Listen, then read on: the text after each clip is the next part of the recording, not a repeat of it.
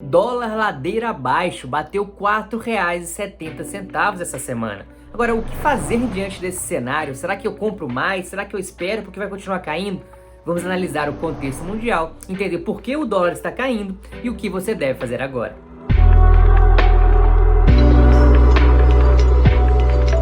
Imagine que você é um investidor internacional.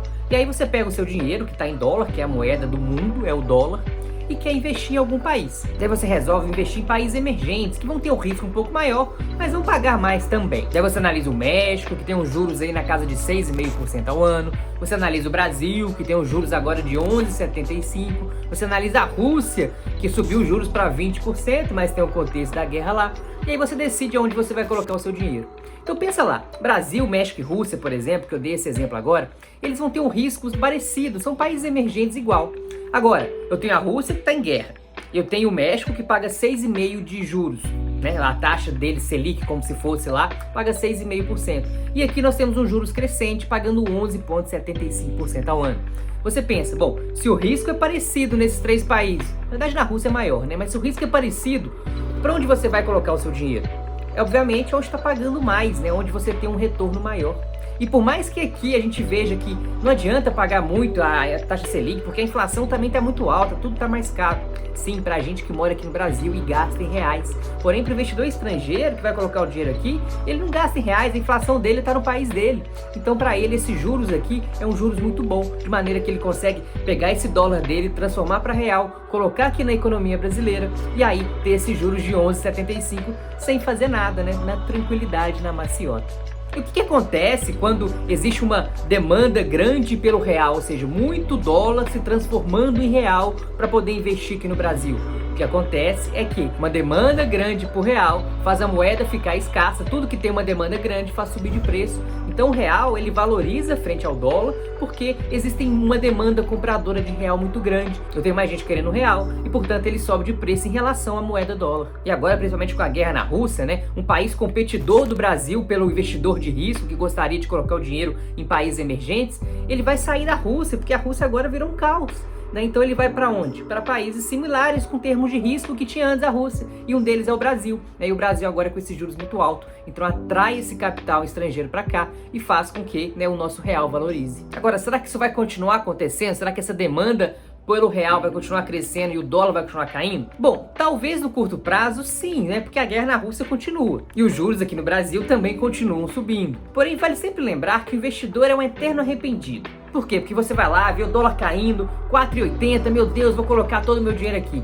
Aí ele vai lá e cai para 6,60 e você arrepende de não ter esperado mais. Ou então você com 4,80 fala, não, acho que vai cair mais e aí eu vou esperar. E aí ele sobe para R$5 e você se arrepende de simplesmente não ter colocado lá atrás. E por que a gente arrepende de qualquer maneira, independente do que aconteça, nós vamos nos arrepender?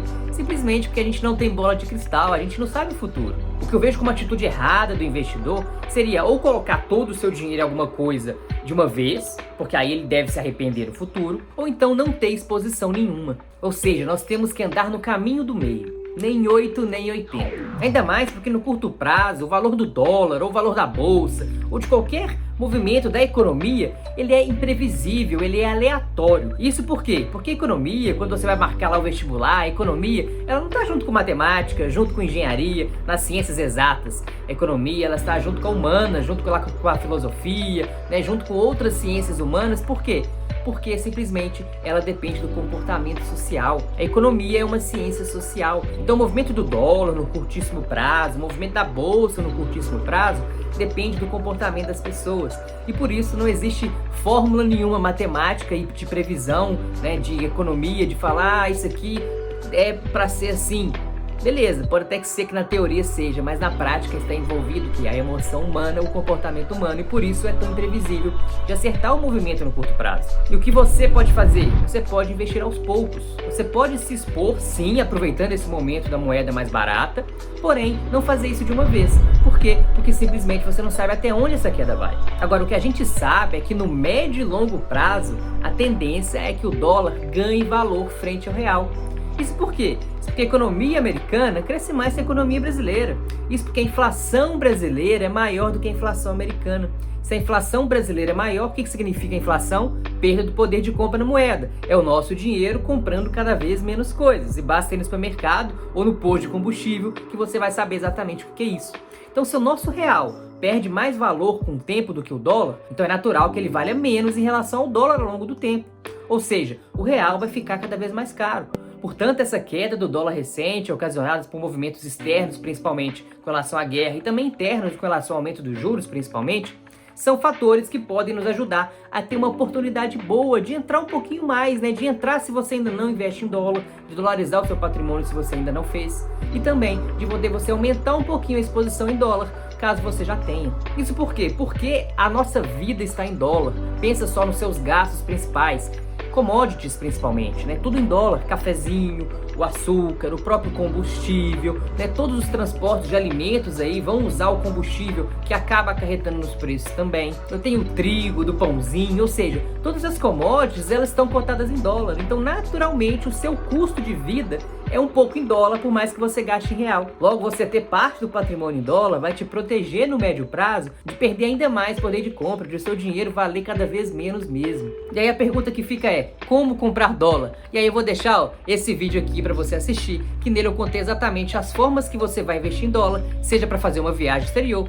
seja para dolarizar o seu patrimônio. Se esse vídeo fez sentido para você, não deixe de curtir, se inscrever no canal e também me acompanhar lá no Instagram, no @eu.andrearaújo. Um grande abraço e até o próximo vídeo.